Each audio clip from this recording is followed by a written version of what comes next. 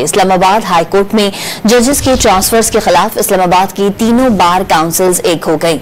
मुश्तरका इजलास में 3 जजेस की इस्लामाबाद मुंतकली का नोटिफिकेशन वापस लेने का मुतालबा करते हुए मुतनाज़े एक्ट के खिलाफ मीडिया के साथ खड़े होने और आज इस्लामाबाद हाई कोर्ट और मातहत अदालतों में हड़ताल का ऐलान कर दिया।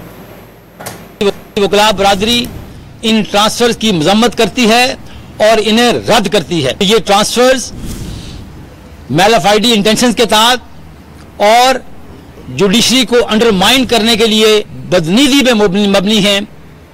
10 फरवरी को जुडिशल कमीशन का जो इजलास होने जा रहा है for the appointment of the जजेस ऑफ सुप्रीम कोर्ट, हमारा ये मुतालबा है कि उस इजलास को फिलफौर पोस्टपोन किया जाए।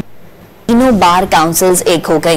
मुश्तरका इजलास में 3 जजेस की इस्लामाबाद मुंतकली का नोटिफिकेशन वापस लेने का मुतालबा करते हुए मुतनाज़े एक्ट के खिलाफ मीडिया के साथ खड़े होने और आज इस्लामाबाद हाई कोर्ट और मातहत अदालतों में हड़ताल का ऐलान कर दिया।